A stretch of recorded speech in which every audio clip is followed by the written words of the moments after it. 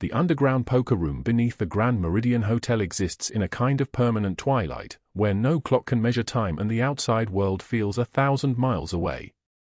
Cigar smoke hangs so thick it burns the eyes, collecting in blue clouds under the low ceiling where a single chandelier casts everything in amber light. The green felt table stretches like a small ocean, stacks of $100 bills arranged in neat towers, untouched, waiting. It is 3:47 in the morning on an October night that will change everything, and no one in this room knows it yet. The steel door crashes open. Sofia Reynolds stumbles through it like a woman pulled from a river, gasping for air that tastes like copper and rain. She is 27 years old but looks older, looks like someone who has lived twice and lost both times. One eye swollen shut, purple and grotesque, the skin around it split where a knuckle connected with bone. Handprint bruises ring her throat like a necklace of violence, dark purple deepening to black at the edges. Her split lip drips blood onto the green felt, one drop, then another, dark red blooming like roses on the immaculate fabric. The hotel uniform hangs torn at the shoulder, stained with things that should never stain fabric. Her hair is plastered to her pale face with sweat and rain and fear, matted against her skin. She is barefoot. One of her shoes sits somewhere blocks away, forgotten on the hotel's marble floor. The room freezes. Card suspended mid-deal. Cigarette stop halfway to lips. Rocco, who has been playing cards in this room for 8 years without showing emotion, leans back slowly in his chair. Nino's hand moves toward the gun at his hip before he stops himself. The 3 armed guards at every door straighten, hands tensing, because something is wrong, something has broken the rules that keep this world ordered and safe. Giovanni Calabrese sits at the head of the table in a charcoal suit tailored so precisely it costs more than Sofia's monthly rent used to cost when she still had rent to pay.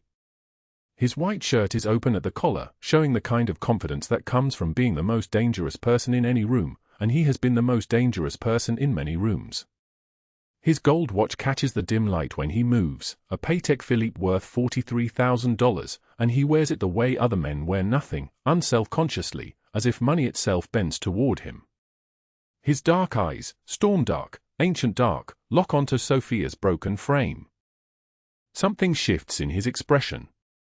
Not pity. Men like Giovanni do not feel pity. But something moves across his face like a door opening in a place that has been locked for a very long time. Sofia collapses against the doorframe, her breath coming in gasps that sound like drowning, like someone learning how to breathe underwater. Her voice comes out shattered, barely a whisper, a sound that does not belong in rooms where men gamble with fortunes. "Please," she says. The word barely carries across the room. "Please, there is a little girl upstairs. Emma. She is burning up. She has been burning for hours. She needs water. She needs someone who knows how to help. Please." The poker chips clatter to silence. No one moves. The silence becomes a physical thing, a weight pressing down on the room, and in that silence, Giovanni Calabrese sees something that stops time. He sees his own daughter, Emma, lying 3 floors above in his penthouse suite, her small body fever bright, her skin burning against his hand when he touched her forehead 2 hours ago. He sees his own helplessness reflected in this woman's broken face. He stands up slowly, each movement controlled, deliberate. His men tense because Giovanni does not stand during poker. Giovanni sits. But Giovanni stands now, and his eyes never leave Sofia's face. "How old?" he says. His voice comes out deep and solid like an oath, like something carved in stone and left to weather for centuries. "How old is the child?" Sofia's lips tremble. Blood drips from the split in the center of her mouth. 6. She is 6 years old. I am not her mother. I was just trying to help her, and then he found out I brought her here, and he said I was stealing, and he said, her voice breaks. She cannot finish. Giovanni walks toward her, and his men tense, because they do not understand this, do not recognize this version of their boss, and they are afraid of what they do not recognize. He reaches Sofia without touching her, without making any sudden movement that might startle her further. "What is your name?" he says. Sofia. Sofia Reynolds. He turns to Rocco without looking away from her. Find out who hurt her. Find out where he is right now. I want to know his name, his address, his mother's maiden name, the names of every person he has ever owed money to. I want to know everything. Rocco nods and moves toward the back room where the phones are, where information travels faster than the speed of sound in this city. The door closes behind him with a soft click. Giovanni turns back to Sofia. Come, he says. Show me the girl. Show me Emma. They move through the Grand Meridian's lower corridors, past the security office where screens glow with empty hallways, past the wine storage where bottles worth thousands sit in climate-controlled darkness. The elevator rises silently, and Sofia stands as far from Giovanni as the small space allows, as if proximity to safety might somehow betray her, might make her complicit in hope.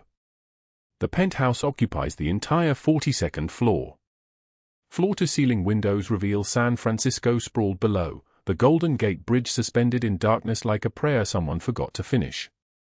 The room is vast enough to house her entire apartment complex and still have space remaining. A grand piano sits untouched in one corner.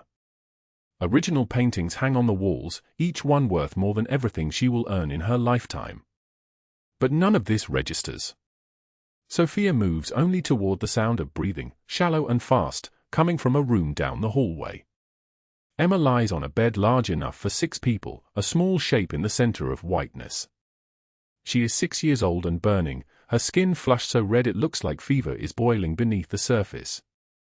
Her hair, dark like her father's, sticks to her forehead in wet strands.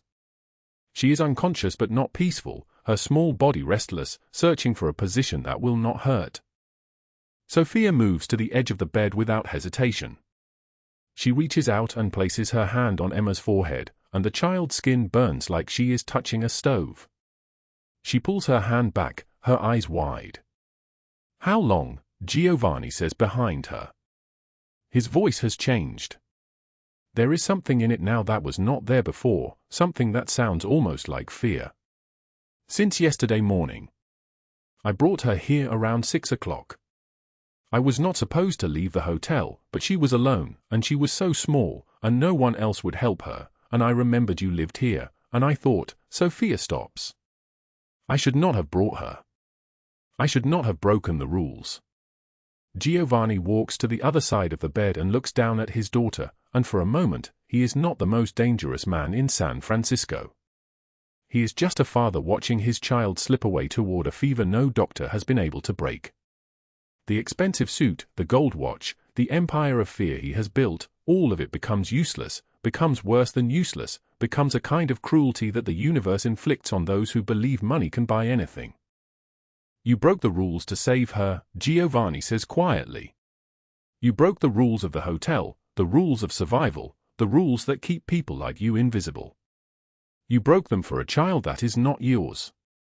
He looks at Sofia for the first time since they entered this room, and his eyes have changed, have become something deeper and more dangerous than anger.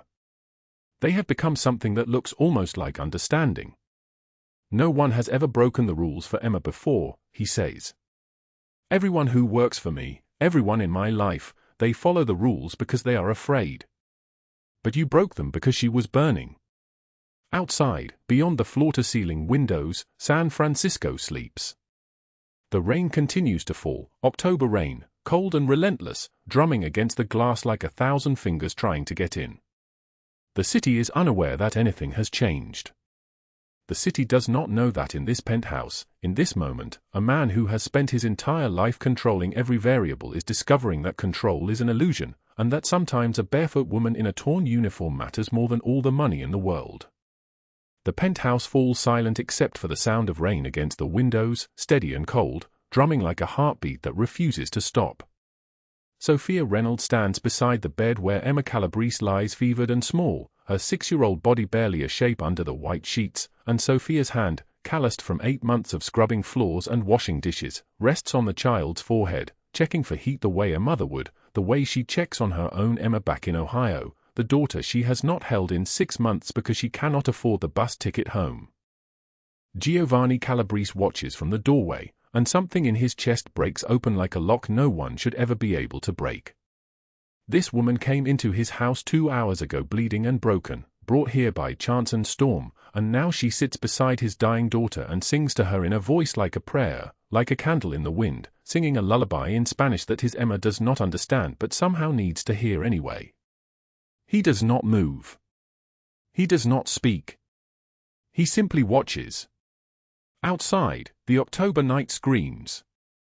Now, let us go back to understand how a barefoot woman in a torn waitress uniform became the person who would save Giovanni Calabrese's life by teaching him what family actually means.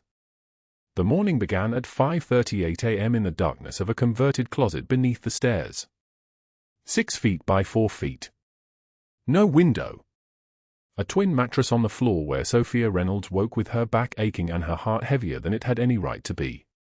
The mattress sat directly on concrete.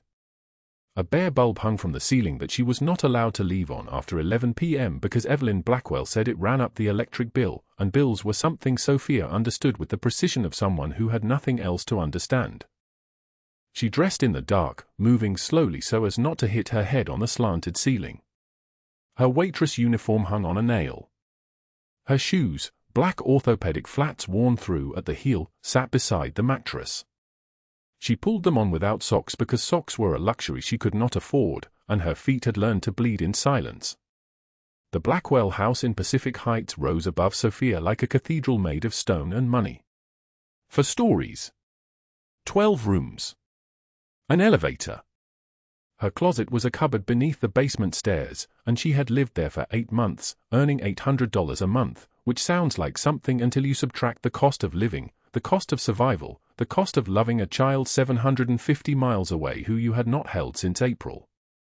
Sofia climbed the basement stairs and entered the kitchen at 5:56 a.m. The granite countertops were cold beneath her palms.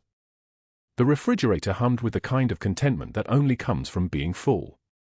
She began to prepare breakfast, eggs, toast, fresh fruit cut into the shapes of stars because 3-year-old Marcus loved stars, and she could give him stars even if she could not give her own daughter a mother. At 7:15 a.m., Evelyn Blackwell entered the kitchen wearing a silk robe that cost more than Sofia's monthly salary, and she looked at Sofia the way a person looks at a broom, with the assumption that it should be standing in the corner, not existing in the space where she needed to walk. "The children need their uniforms pressed," Evelyn said. She did not say please. Please was a word that acknowledged that Sofia was a person, and Evelyn had decided long ago that Sofia was not a person. Sofia was a utility, like plumbing. Like electricity. Sofia was a problem that Evelyn had solved by paying her $800 a month to become invisible. "I will press them," Sofia said, and her voice, trembling like a candle in the wind, made Evelyn glance at her for the first time since she entered the room. "Are you crying?" Evelyn asked, and there was something in her tone like disgust, like the disgust you feel when you realize your trash disposal is broken and leaking. "No," Sofia whispered. But she was. Her eyes were leaking, which is what happens when your daughter's school calls and tells you that she is in the hospital and the pneumonia is spreading and they need $125,000 in 7 days or they will transfer her to county care, which is a place where the poor go to die slowly instead of quickly. Sofia had taken the call in the basement, standing in front of the washing machine, her phone pressed so hard against her ear that it left a mark on her skin that would last until tomorrow. Her daughter Emma's voice had been small and afraid. "Mama, it hurts to breathe." And Sofia had no money. Had never had money. Had $34 in her pocket, which was all she had left in the world after paying for the tiny apartment in the Tenderloin that she kept even though she did not live there, because her daughter had to live somewhere safe, and safe meant $800 a month that she could not afford but paid anyway. The recipe book sat in her bag upstairs. Her grandmother's recipe book, the only beautiful thing she owned, pages filled with handwriting from a woman who had loved her, recipes for dishes that tasted like home, like Ohio, like the life she had before poverty became her permanent address. Her grandmother had written notes in the margins. Advice. Affirmations. Love is the main ingredient, Mija. Everything else is just decoration. Sofia had been saving that book for her daughter. One day, when Emma was old enough, Sofia would teach her those recipes, would pass down that love in a language of flour and honey and the kind of care that does not come from money. But now the book might be all she had left to sell. Evelyn had left the kitchen. Sofia finished pressing the children's uniforms at 11:51 a.m., then walked to the grocery store because walking was free and a bus ride was $2.50, and she only had $34. The walk took 40 minutes. The store took 2 hours because she calculated every item. Milk, $3.29. Bread, $2.19. Pasta, $1.50. An apple, 89 cents. She purchased $31.67 worth of food and left the store with $2.33 in her pocket, which would need to last until Friday when Evelyn would deposit her salary into the bank account that Sofia kept separate from her real life, the life where her daughter was dying. At 2:13 p.m., as Sofia was folding laundry in the basement, her phone rang. The principal of Riverside Elementary School in Columbus, Ohio, said very calmly that Emma Reynolds had collapsed during recess, that she was having difficulty breathing, that an ambulance was on the way, that Sofia needed to understand that this was serious, that this was pneumonia, that this required immediate treatment and probably hospitalization. Sofia did not scream. Her tears had dried up somewhere on a Greyhound bus 6 months ago when she left her daughter in the care of her sister because she had no choice, because she was drowning in medical debt from before Emma was born, because the man she had trusted had left her with nothing but a daughter and a stack of bills that multiplied like insects. She called the hospital at 3:15 p.m. from the kitchen while Evelyn was at a charity gala. The hospital administrator, a woman with the kind of voice that comes from never having struggled, explained that Emma would need a minimum of 5 days of inpatient care, that the pneumonia was severe, that the treatment protocol would cost approximately $125,000. "What if I cannot pay?" Sofia asked. "Then we will stabilize her and transfer her to county care," the administrator said. But county care is not equipped for pediatric pneumonia at this severity level. What the administrator did not say but what Sofia understood perfectly was, county care is where poor children go when their mothers cannot save them. That evening, Douglas Hale called. Douglas Hale was the night manager of the Grand Meridian Hotel, a man who wore suits that fit him like skin and smiled in a way that never reached his eyes. He had been watching Sofia for 3 months, watching her walk to work, watching her count her tips, watching her become slowly aware that she was trapped, that her daughter was trapped, that there was no exit door she had not already tried. "I have a job for you," he said. His voice was smooth, like oil, like poison. 1 night of work. Private service. $500 cash. $500. That was emergency bus fare to Ohio. That was a night in a hospital. That was almost halfway to salvation. "What kind of work?" Sofia asked. "Service work," he said. "Serving drinks to gentlemen during a private game. Professional, discreet. You would work 10 p.m. to 4 a.m. $500. Cash." Sofia heard herself say yes. She did not know that Douglas Hale had been waiting months for her to become desperate enough to own. She did not know that desperation was a currency he had learned to trade in years ago, that he could smell it on people like a predator smells blood in water. She did not know what she was agreeing to. At 7:15 p.m., Sofia's Honda died on Highway 101, somewhere between the Blackwell House and the Grand Meridian Hotel. The October storm had been building all day, the sky a bruise, the wind sharp as broken glass, the kind of wind that cuts through your coat and your skin and directly into the part of your heart that is still screaming about your daughter. She pulled onto the shoulder. No cell signal. The traffic roared past, headlights blinding, and she stood in the dark trying to call a tow truck, trying to reach Douglas Hale, trying to reach someone who could help her understand why the universe had decided that this night, of all nights, was the night to break her car, to delay her, to push her deeper into desperation. She cut her hand on the broken door latch trying to open the trunk. The blood dripped onto the pavement. She stood alone on the shoulder of the highway, bleeding and shaking and calling her daughter's name without meaning to, whispering Emma, Emma, Emma like a prayer that had no chance of being answered. Then headlights. 3 black SUVs, pulling over. The man who stepped out was tall, broad-shouldered, wearing a coat that cost more than everything Sofia owned. His dark hair was silvered at the temples. His eyes were the color of a storm that had not yet broken. He moved toward her with the kind of deliberate grace that comes from knowing that the entire world exists at his permission, and his name, though Sofia did not know it yet, was Giovanni Calabrese. "Your car?" he asked. "Yes," Sofia whispered. "You are hurt," he observed, looking at her bleeding hand. "I am fine," she lied. He studied her for a moment, and then something shifted in his face, some calculation, some decision that rearranged the entire night like a puzzle piece clicking into place. "My daughter is sick," he said very quietly. "She is fevered and asking for water, asking for someone to sit with her. Will you come with me?" And Sofia, bleeding and desperate and 6,000 miles away from her own sick daughter, said yes. The bedroom was silent except for the sound of shallow breathing. Emma Calabrese lay small beneath silk sheets the color of cream, her 6-year-old body rigid with fever, dark curls plastered to her forehead. The penthouse stretched around her like a fortress of glass and marble, floor-to-ceiling windows showing the San Francisco skyline in lights that stretched to infinity, and none of it meant anything because the one thing Giovanni Calabrese could not buy, could not threaten, could not control was the fever burning through his daughter's body at 104.2 degrees. He stood in the doorway. Tall, broad-shouldered, wearing an open white shirt that revealed the dark hair on his chest, his expensive watch catching the lamplight. His dark eyes, storm-colored, penetrating, watched his daughter with an intensity that would have made grown men tremble. But there was no power in this watching. No authority. Just a man rendered helpless by a child's pain. The doctors had come and gone. 4 of them. Each one shook their head, adjusted their glasses, offered antibiotics that would take 72 hours to work.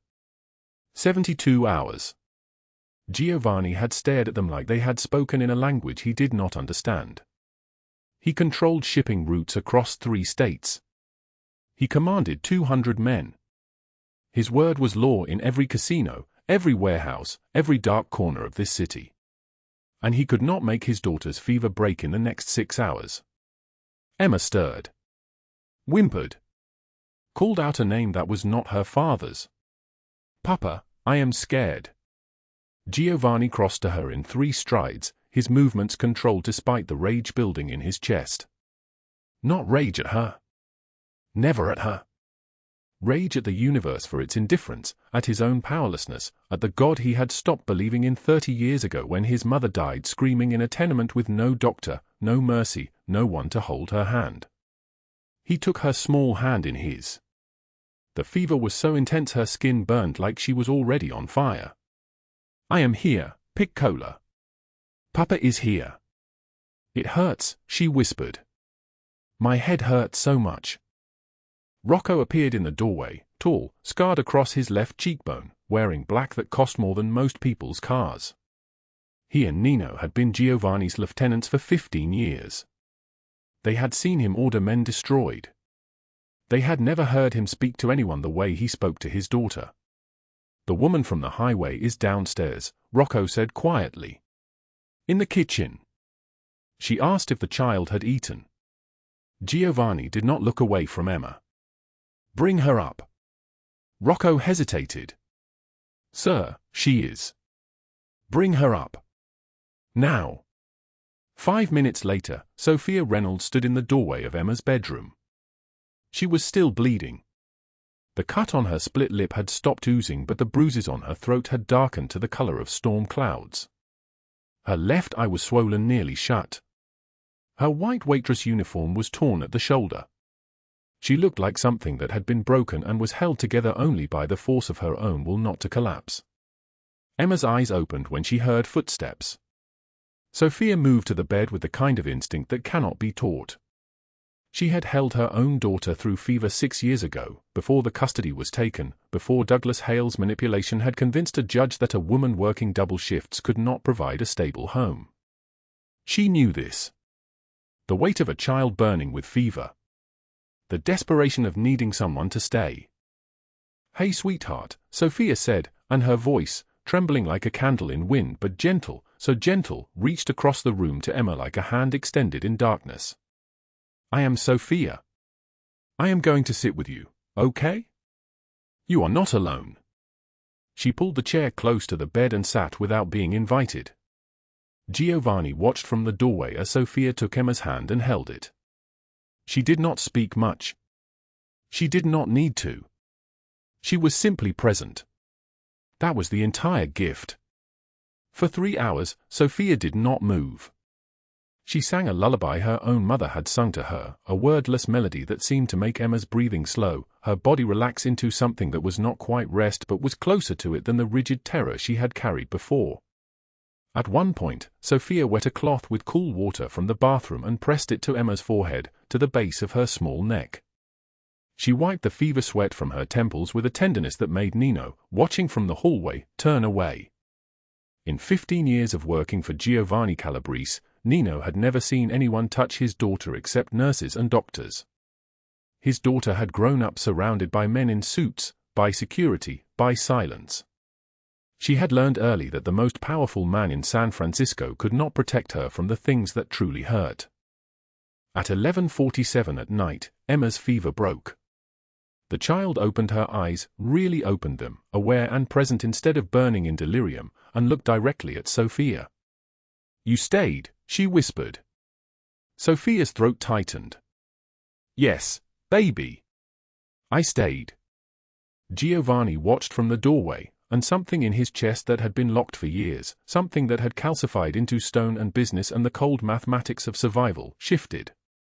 Cracked. The man who had killed 7 people with his own hands, who had orchestrated the disappearance of 2 business rivals, who had built an empire on fear and silence, felt tears burn at the back of his eyes. Rocco and Nino exchanged a look neither had seen in 15 years.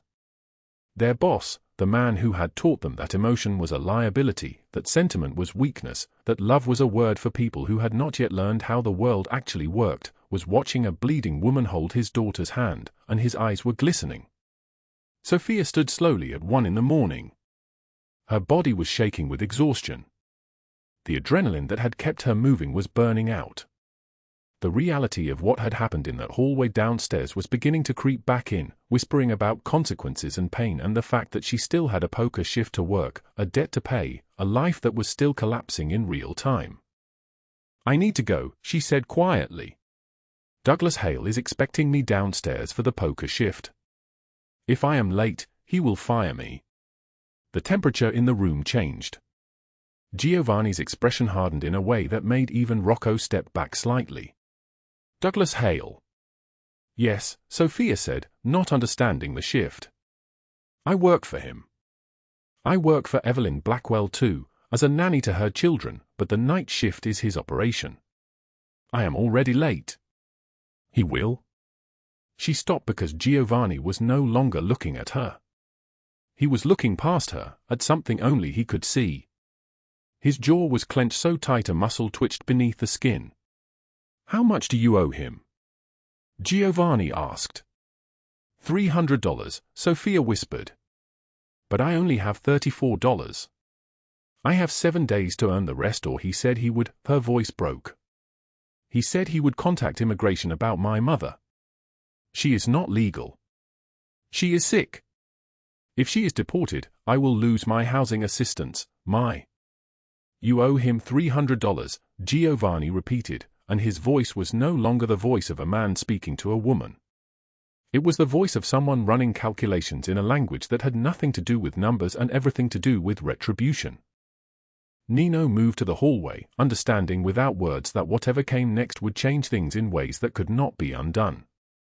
Sofia descended to the underground poker room at 12:15 in the morning. The air was thick with cigar smoke that hung in layers like ghosts.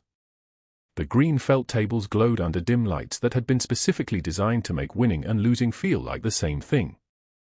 Stacks of cash sat untouched in neat piles, thousands of dollars for a single hand, a single decision. The walls were painted black. Armed guards in dark suits stood at every corner, their eyes empty and professional. Douglas Hale stood at the bar, and his smile when he saw Sofia was the smile of a man who had learned long ago that cruelty was free and that people like Sofia, desperate people, invisible people, had no one to report him to. "You are late," he said. His voice was smooth, practiced, the voice of someone who had never faced consequences.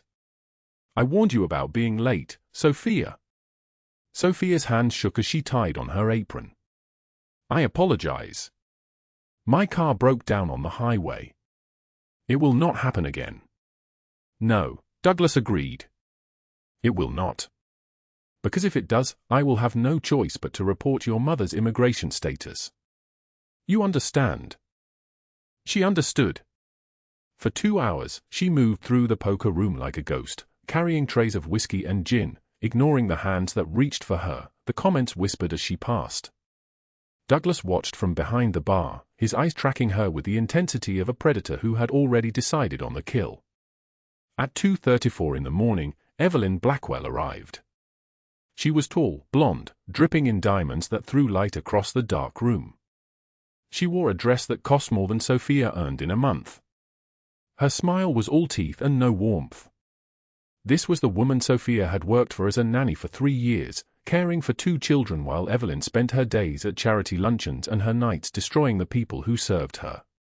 Evelyn pulled Douglas aside at the bar. Sofia, approaching to refill drinks at the neighboring table, heard their voices drop into conspiracy. "Did you do it?" Evelyn asked. "Done," Douglas said. "The book is gone. The cash in her locker is gone. And I have already made the calls. By tomorrow, every major hotel in the city will know to turn her away. Every restaurant.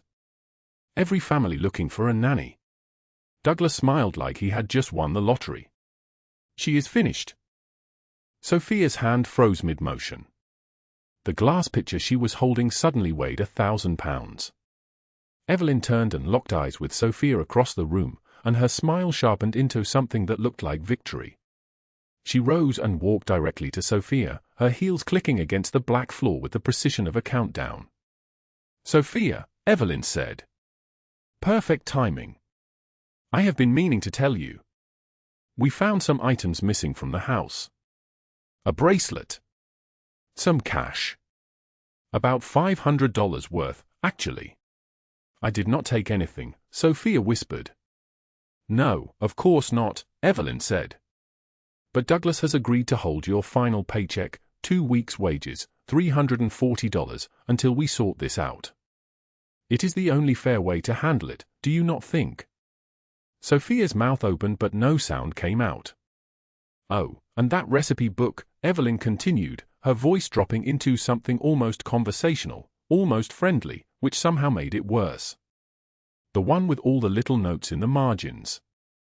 Your grandmother's recipes for your daughter, is that right? I donated it to the charity drive this morning.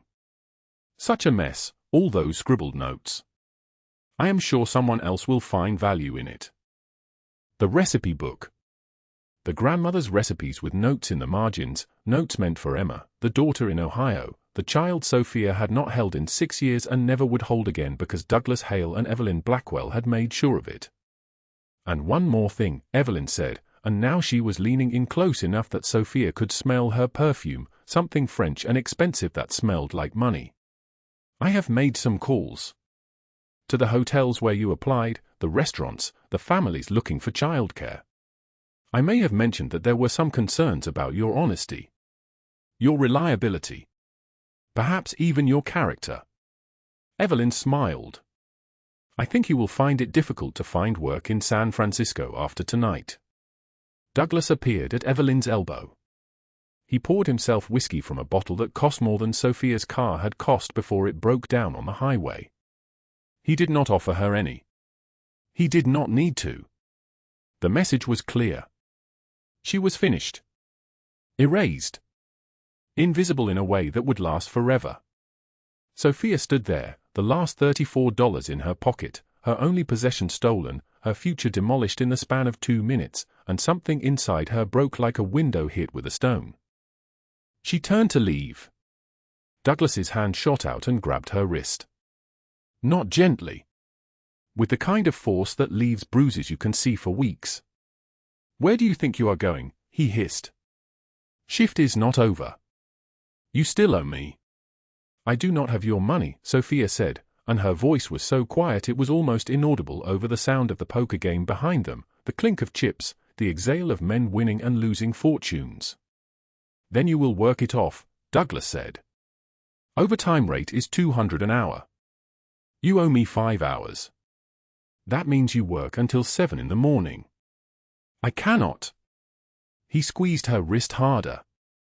"You will do exactly what I tell you to do, or I make one phone call and your mother is on a bus back to Mexico City by Tuesday. Do you understand me?" Sofia pulled away from him. Douglas's face darkened in the way it always did when someone refused him something, in that moment when his power was challenged, and he remembered that he had methods for dealing with resistance. At 3 in the morning, he followed her into the back hallway. The hallway was narrow, lined with storage closets and the steel door that led to the fire escape. There was a security camera in the corner, but Douglas had learned years ago that security cameras only worked if people cared about what they recorded. The first sound was a slap. Sofia's gasp. Then his voice, low and venomous, saying things that were designed to break something inside her. She tried to scream. The sound cut off abruptly. Rocco and Nino, stationed near the poker room entrance as guards, heard the first slap echo through the corridor. They exchanged a look that said this was not their business, that the night shift was Douglas Hale's operation and what happened to the waitresses was between them and management. They had learned long ago not to ask questions about the things that happened in the back hallways. Then they heard Sofia scream. The sound cut through the music, the poker game, the careful constructed indifference of the underground room like a blade through silk. And both men froze because they had heard screams before, many times, but this scream was different. This scream was someone reaching the edge of what a human body could endure before it shut down completely. Rocco moved to the hallway. Nino stayed at the door because one of them needed to maintain position. But Rocco walked into that hallway and his hand was on the grip of the gun under his jacket, not yet drawn, but ready. He heard the sound of a fist connecting with flesh. A body hitting the wall. Sofia's voice, barely recognizable, saying something that sounded like please, please no. Meanwhile, upstairs in the penthouse, Giovanni Calabrese sat beside his daughter's bed. Emma was sleeping, her fever broken, her breathing normal. He had pulled a chair close to the bed and was simply watching her sleep, the way he had not been able to watch her sleep since the fever came, the way he would spend the rest of his life grateful that she was breathing. The sound of Sofia screaming traveled through the ventilation system like a ghost, like a warning, like something that demanded immediate response. Giovanni's eyes opened. He stood without consciously deciding to stand. He moved to the door without consciously deciding to move. Rocco and Nino had taught him long ago that power was not about being the strongest man in the room. It was about being the fastest man in the room. It was about moving before anyone else could move, deciding before anyone else could decide. He crossed the penthouse in 18 seconds. He descended the stairs in another 8. He pushed through the poker room door at exactly 3:47 in the morning. And the room went still in a way that rooms only go still when a predator has entered and all the smaller animals have recognized the danger. Sofia stumbled through the opposite door at that exact moment, the steel door from the hallway, and she looked like something that had been destroyed and was held together only by accident. Her eye was swollen completely shut now. Blood dripped from her split lip. The handprints on her throat were already darkening to the color of violence. Her uniform was torn. There was blood on her collar that was not entirely her own. Giovanni crossed the poker room in 4 strides and caught her before she fell. "Who did this to you?" His voice was no longer the voice of a man. It was the voice of something older and colder, something that had learned long ago that mercy was a luxury only the living could afford. Sofia, barely conscious, barely able to focus through the pain that was everywhere now, her head, her throat, her ribs where Douglas had driven his fists, looked up at him and whispered, "Emma. Is she okay? Please tell me Emma is okay." Not asking for help. Not asking for mercy or justice or any of the things a human being should have asked for when they had been beaten nearly unconscious. Asking about his daughter. Giovanni's jaw clenched so tight something audible cracked. My daughter is breathing because of you. My daughter is alive because you chose to stay when you could have run. Rocco appeared in the hallway doorway, dragging Douglas Hale by the collar of his jacket. Douglas was babbling, his words tripping over each other, his confidence dissolving into pure animal panic because he had just realized, in the span of 4 seconds, that he had made a mistake so catastrophic that all the years of his careful cultivation of power meant absolutely nothing. Giovanni, this is a misunderstanding. She owes me money. She stole from Evelyn. I was only. Giovanni raised one hand. The room went silent. Every sound stopped. The poker game paused. The bartender froze mid-pour. Nino and Rocco exchanged a look that said they were watching the moment everything changed, the moment a man learned what it felt like to be on the other side of mercy. Giovanni turned back to Sofia. Tell me everything. And Sofia, broken and bleeding and barely able to form words through her swollen lip, told him about 14-hour days in a closet for Evelyn Blackwell. About her daughter Emma in Ohio needing $125,000 in surgery in 7 days. About Douglas stealing her tips, forcing overtime, threatening to deport her mother if she reported him. About Evelyn stealing the one thing that mattered, her grandmother's recipe book with notes meant for a daughter she had lost custody of 6 years ago. She told him about working in the shadows her entire life, about being invisible, about the moment tonight when she realized that invisibility did not make you safe. It only made you easier to destroy. Giovanni listened with his hands holding her upright, his movements careful despite the rage that was burning through his body like a fire consuming everything in its path. His voice, when he finally spoke, was so quiet the entire room had to lean in to hear it. You stayed with my daughter when she needed someone. You had every reason to run, to save yourself, to choose your own survival. But you stayed. She was scared, Sofia whispered. No child should be scared alone. Giovanni's voice cracked, just slightly, just enough that Rocco and Nino exchanged looks that would stay with them for the rest of their lives. In 15 years, they had never heard their boss's voice crack. No, Giovanni said. No child should be. He looked at Douglas Hale, then at Rocco, then at the man who had spent his entire life learning to destroy the people who hurt children because his own childhood had been a symphony of screams. Call the Rossinis, Giovanni said. Tell them we have a gift for them. Tell them Douglas Hale and Evelyn Blackwell are being delivered at midnight. Douglas's face went white. No. No, Giovanni, please, not them, anything but them. I have money, I can pay you, But Giovanni was no longer listening. He was already carrying Sofia toward the elevator.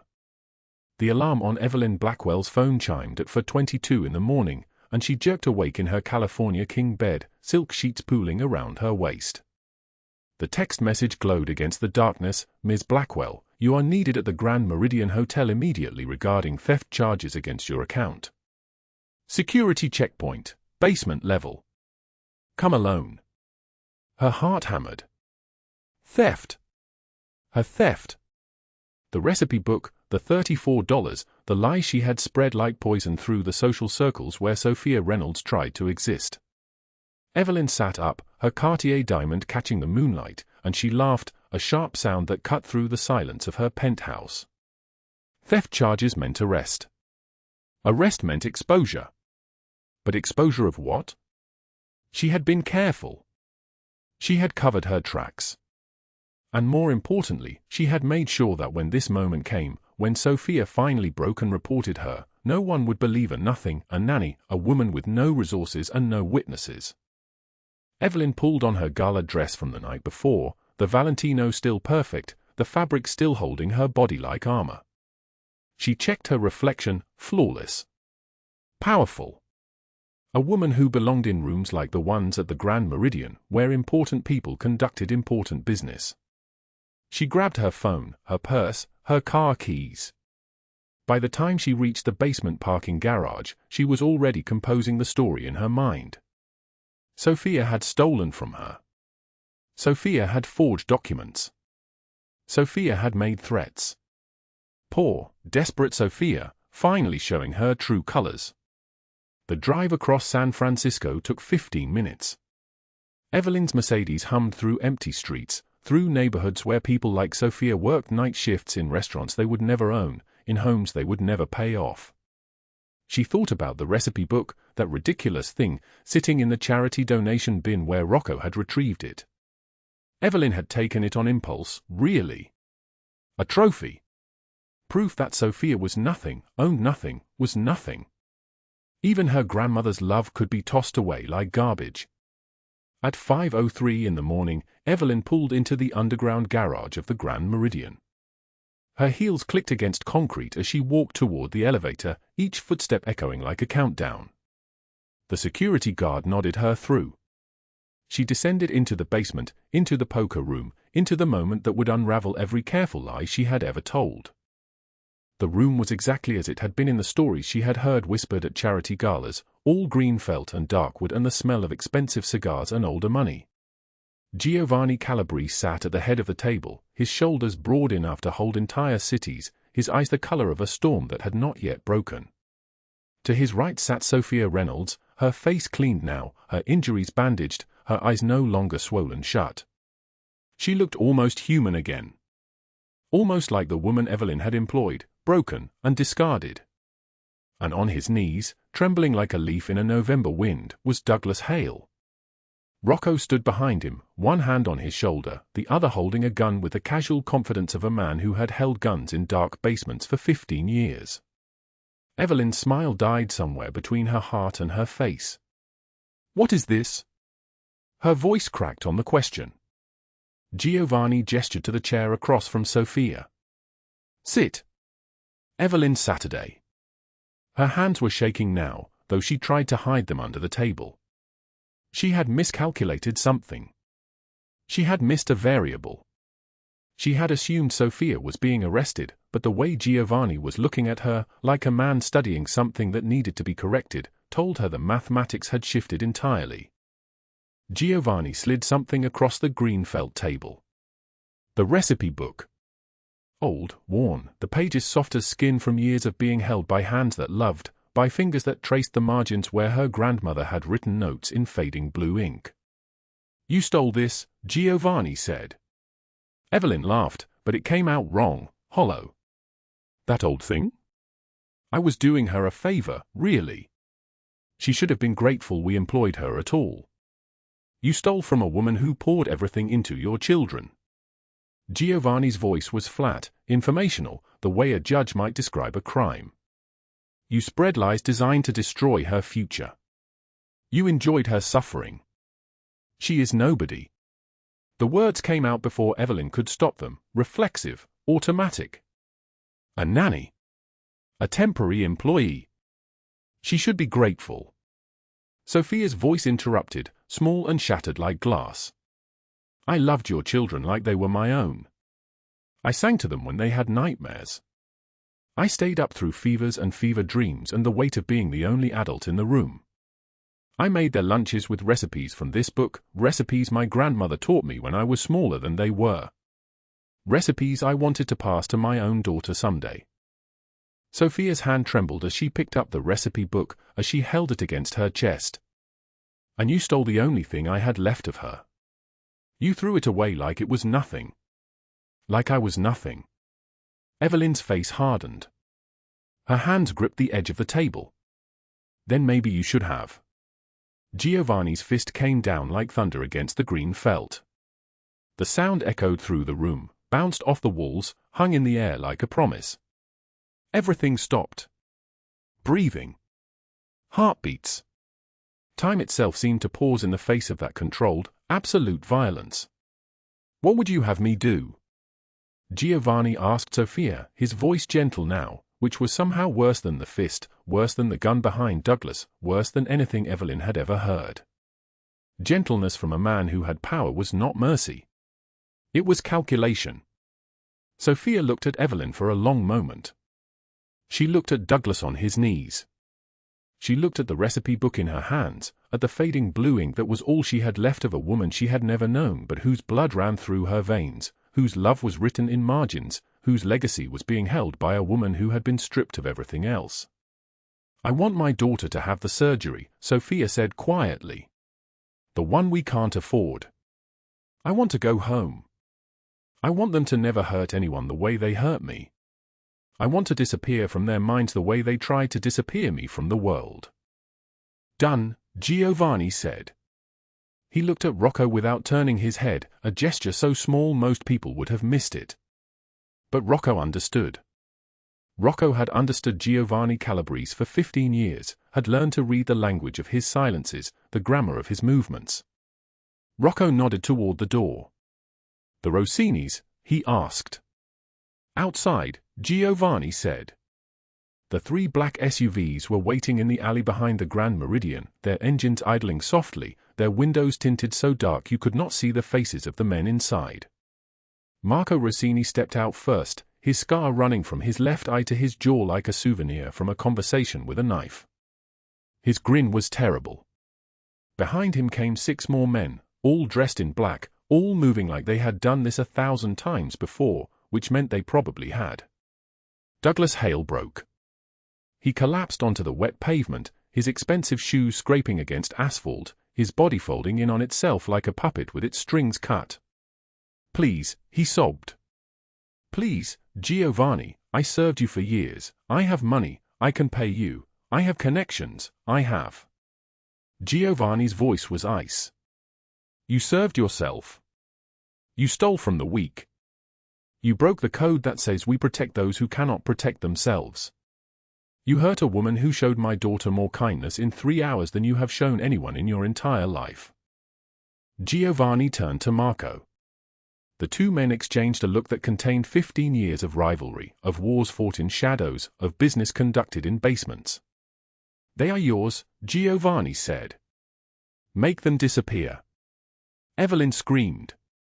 She screamed as Rocco and Nino dragged her from the chair, as her Valentino dress tore against the doorframe, as her carefully constructed world collapsed around her like a house built on sand. "You cannot do this. I have lawyers. I have friends. I will destroy you." But her voice cut off when Marco's hand clamped over her mouth, when the October night swallowed her whole, when the car doors slammed shut and the convoy pulled away into the darkness.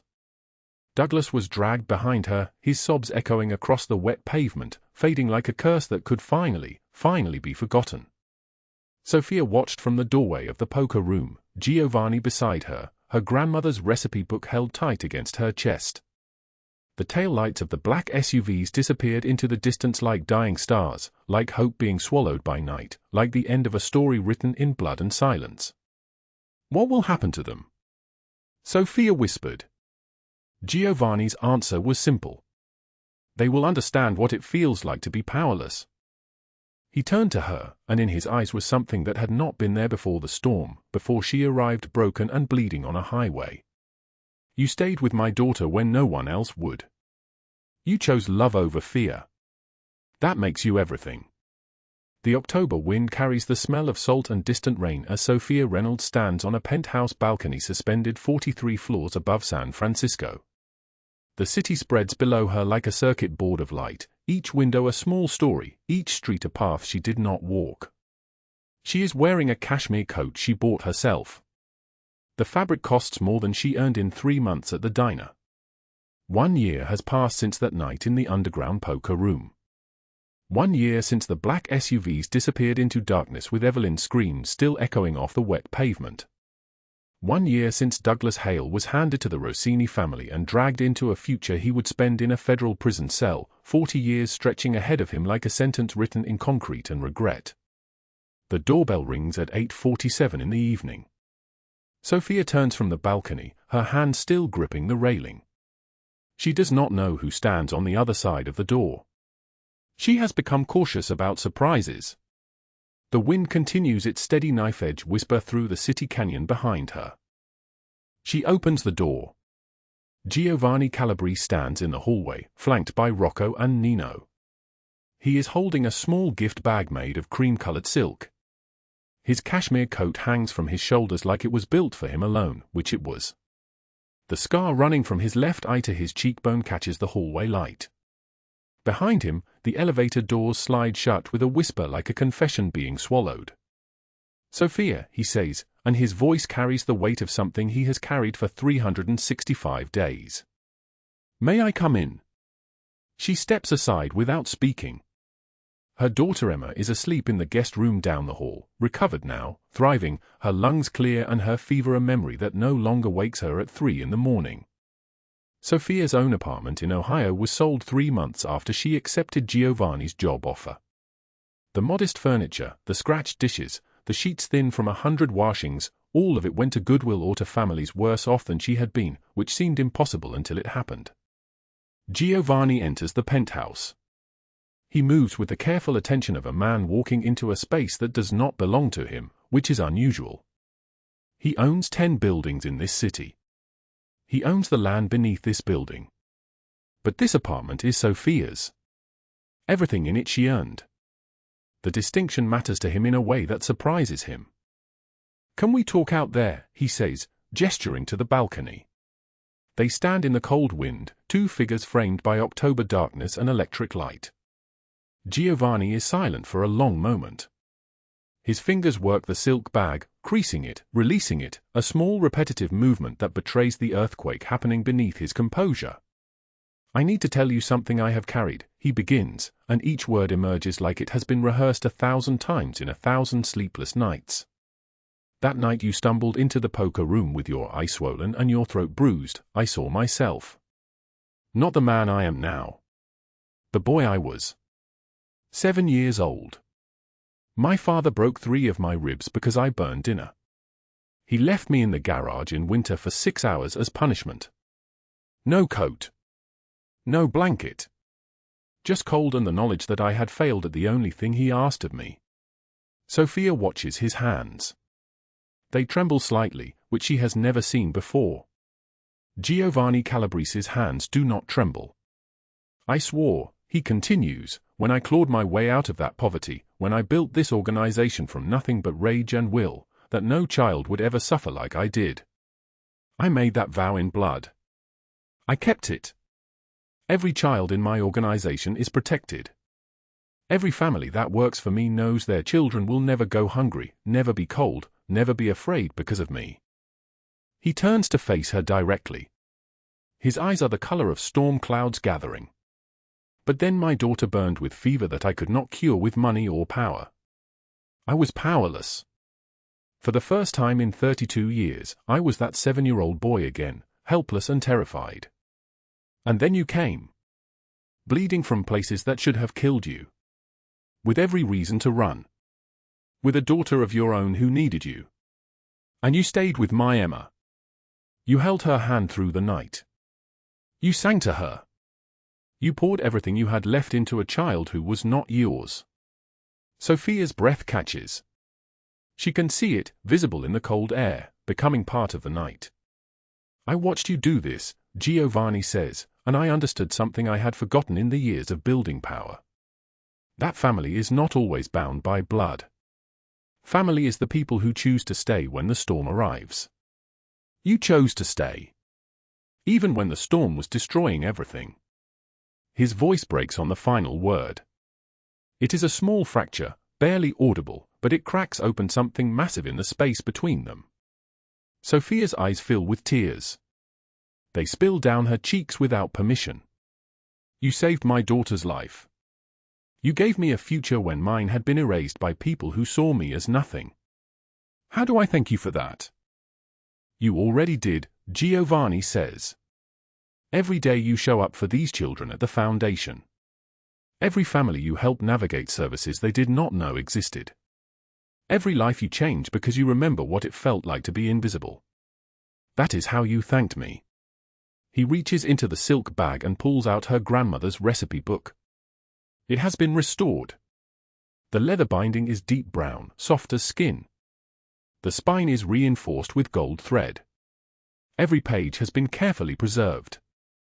The notes in her grandmother's handwriting, the margin sketches, the stains from splashed sauce and spilled cream, all of it remains, protected now, eternal. I had it preserved, Giovanni says, placing it gently in her hands. So you can pass it to Emma someday, the way your grandmother passed it to you. The way mothers pass the world to daughters. The way love passes forward when we choose to be brave enough to receive it. Sofia takes the book and holds it to her chest like it is her daughter, like it is a prayer, like it is everything she has ever needed to prove that she was not nothing. That the invisibility was temporary. That the storm breaks eventually. They stand together on the balcony as the October wind cuts through the city, as the lights stretch below them in patterns that look like stars trapped on Earth, as one man and one woman breathe the same cold air and understand, finally, what the other one has been carrying. Thank you, Sofia whispers. Thank you, Giovanni whispers back. Behind them, through the glass doors of the penthouse, Emma sleeps in her bed with her door slightly open, a small light on the nightstand so she never has to feel darkness closing in. In a penthouse 40 miles away, Giovanni's own daughter Emma sleeps soundly, her fever long gone, her drawings covering the walls, colors for happy days, colors for sad days, but mostly colors for the days when she thinks of the woman who sat beside her and sang lullabies like a prayer. Two families, bound not by blood but by a moment when someone stayed. If this story moved you, if it made your heart ache for people like Sofia, like the people you know who have been made invisible by circumstance and cruelty, then hit that like button right now. Hit it as a sign to the universe that you believe family is a choice. Share this story with someone you love, someone who needs to hear that one moment of courage, one night of kindness, can rewrite an entire life. Subscribe to this channel because tomorrow we bring you another story about redemption, about love that costs everything, about the people who choose to stay when the world says run. These are the stories that matter. These are the stories that change how we see each other. And remember this, the greatest families are not always the ones we are born into. The greatest families are the ones we choose. They are the ones we build through loyalty and tears and small acts of mercy when no one is watching. They are the people who see us when we are invisible and refuse to look away. No matter how hard life gets, remember that after the rain, the sky clears. There is always another dawn waiting on the other side of the storm. Thank you for staying with us until the very end. We wish you good health, a joyful life, and days filled with peace and happiness. We will see you again in the next story. Goodbye.